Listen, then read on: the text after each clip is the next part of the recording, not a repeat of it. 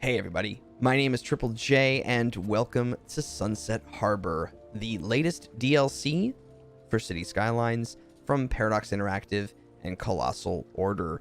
And today I'm going to show you some of the things that you should expect with Sunset Harbor when it releases on March 26th, 2020. One of the things is the newest fishing industries. And that you can see right here, this is a fishing harbor. You will draw routes to have fishing boats fish for different types of fish within the fishing harbor. Now, the generic fishing harbor is this one right here. However, you can have very specified fishing harbors to collect different types of fish. There are 4 different types of fish, in fact, that you can collect. And those are anchovies, salmon, shellfish, and tuna. You can see them indicated by the different colors. Now, it appears that different depths will enable you to fish for different kinds of fish. So it appears that the tuna like to be a little bit deeper. So I did terraform a little bit of this riverway, and I didn't do it intentionally, but I came across shellfish potential, and then anchovy, and then salmon seems to kind of stick to the river's edges. So you can click on one of your fishing boats, and it'll tell you what it's catching at the time, which is pretty cool. And it shows you the amount of fish loaded as it makes its way around the route. Now, the longer the routes that you choose for your fishing harbor, the more fish they'll catch, the more yield.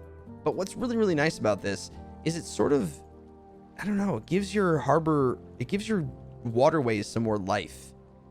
You know, it's not just ferries, cargo ships, and cruise liners anymore. You can have some more boats. Just gives a little bit more life to your waterways, which is really, really cool. You can also do fish farms where you actually farm for fish. Now over here, I have some fish farms that are not connected yet, but will be in the future. But this is what a fish farm looks like. And when you indicate when they actually are working and doing fishing, you'll see this crop up. Now, there are other types of fish farms you can create. I guess they're not actually fish farms. They're algae and seaweed. You can also farm for those as well. However, I wasn't even able to unlock those just yet. Even using unlock everything, unlock all milestones, still was not able to unlock the algae farm or the seaweed farm. Quite a milestone to get to. You need to actually have 800,000 units of fish farm before you can unlock algae, and 3.2 million units of fish before you can unlock seaweed. I've only caught how many fish now? 41,000 units. And I've probably been playing this for maybe 6 to 7 hours, maybe longer. So yeah, it takes quite a while to unlock some of these.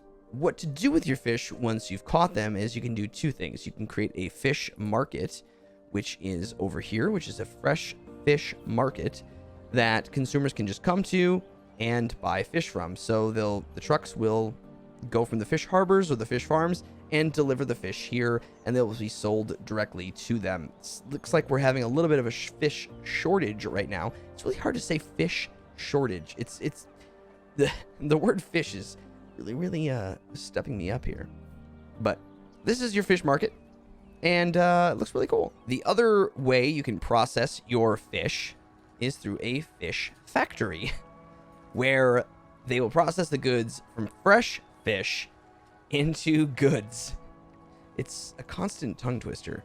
So these will create like canned fish and different things like that. Now, it should be noted that the fish is shown here on a separate tab, much like the other ones. However, there are no additional factories besides the fish factory inside of this tab. There's no additional factory that sort of incorporates the fish to be made into anything, and therefore it's also not inside of the different industry areas.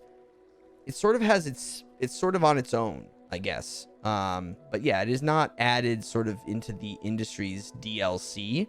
It's a very much its own separate thing at this point. So the other big thing is waste management and water treatment. Now over here, we have this building here, and this is an eco-advanced inland water treatment plant. So now you don't need to flush your nasty poop water into your lakes, rivers, and oceans. You can do it inland, and it causes very, very little ground pollution. You'll see that you now have options for regular treatment plants, which are essentially replace the regular water drain pipe. I don't know if it's 1-to-1 numbers. It is, actually. Versus the advanced one, which replaces the regular water treatment plant. And the same for the eco. So these are eco advanced. These are the large ones. But it's really nice to have that option to not have to funnel water, nasty water, into your lakes and rivers. And it should be noted, one thing I forgot is that in the fishing industry, if you do have polluted water, that will affect the rate of fishing, the amount that they will catch. So just make sure you don't have any polluted areas when doing your fishing industry. Another new building that comes with water is the large water tower. 10,000 more cubic meters per week it will pump than the regular tower. And I have one of those over here. I think it looks quite nice. So the other thing that comes with waste management is some new waste transfer facilities and waste processing complexes.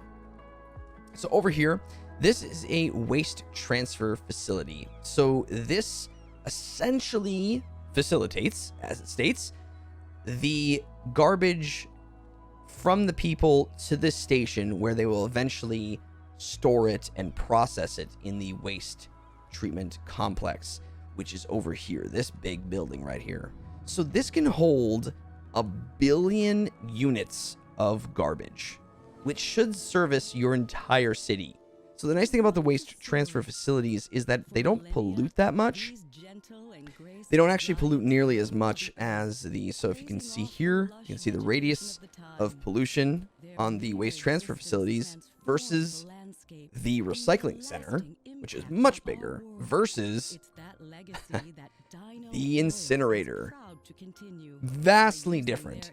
So what this kind of allows for is for you to put this inside, closer to a city center where you might not normally want a recycling center or the incinerator because of just the pollution issue it causes. So kind of a nice middle ground there for you to place that down. Moving on, before we head to the transportation part, I wanted to note there's a few things inside the healthcare. There is now elder care and child health centers. So they operate similarly to the community pool, the yoga garden, and gymnasium that you have.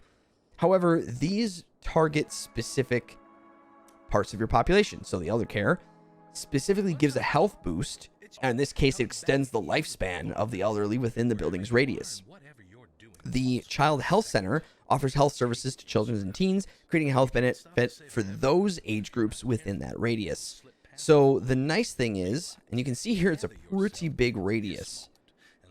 Pretty large radius if you pop one of these down. So I have a child care center right over here.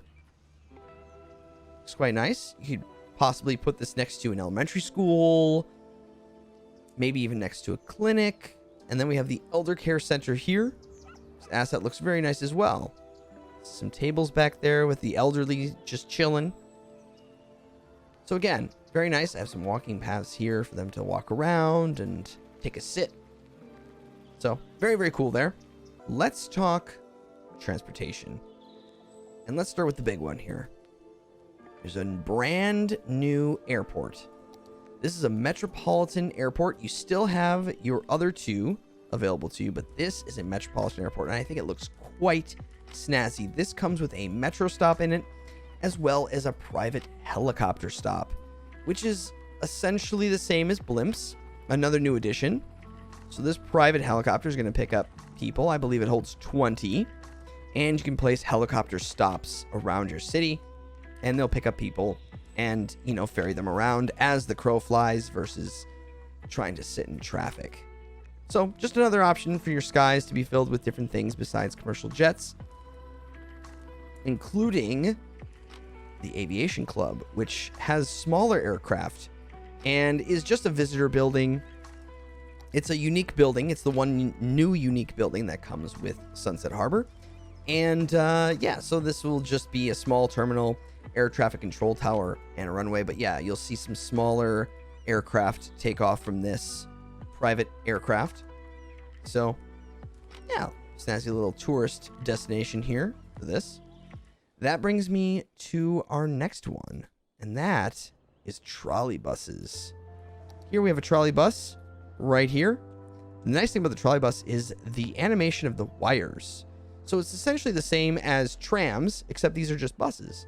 It just offers you another form of transportation to use within your city, but the wires will move based on where the line is. The animation actually does work. So when it pulls over for a stop,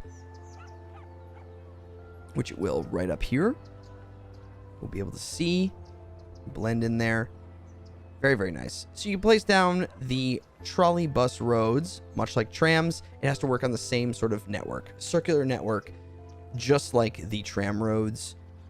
But now you have trolley buses as well. So that's pretty nifty. Public transport hubs.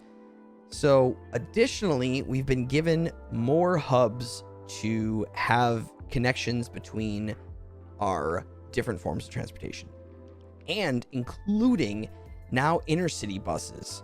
So instead of just having tourists come on airplanes or on trains, they now can come on a bus station. And that is over here. This is the intercity bus hub. So here is where intercity buses, which is, nope, that's our biofuel bus. That is our bus line that we have running in the city currently. But now intercity buses will come and drop off passengers at this bus terminal. And this also comes with multi-stops for any of your in-town bus routes as well, which you can see we have here. This is a metro bus terminal for intercity buses. Again, you can do your own bus lines in here, but this will actually connect to the intercity buses. And this is just a regular bus terminal that also has a couple metro stops instituted as well. Also come with the parking lots, which are quite nice. And over here, this one I'm really looking forward to implementing in our cities. This is a train metro connection point with this really, really cool bridge crossing over this. Does come with a road in it. It's just a regular 4-lane road that's connected with it. So you just connect it at the points. And that will pretty much do it for Sunset Harbor. Now, additionally, I want to show you a couple more assets from a new content creator pack called Modern Japan. Now, this is coming out simultaneously with Sunset Harbor. Is a brand new creator pack that has a bunch of different assets from Japan and some very, very cool stuff. So we have some office buildings, rail yard, shopping center, all in Japanese on the side here. There's a service station and restaurant. We have a noodle restaurant, ramen restaurant, Oriental market. Now these are all tourist buildings. These are not growables. I do not have zoning underneath these. So these are just ploppable assets you can put if you're thinking about making a Japanese themed area, which is pretty cool. There's also a city office building, district office building. It comes with a temple as well. Very nice. Station department store. And then it even comes with this big, huge one called company headquarters.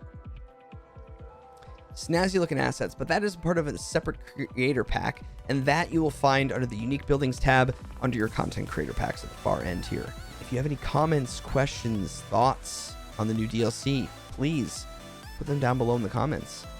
And I look forward to seeing you really soon. Thanks, everybody. We'll see you next time.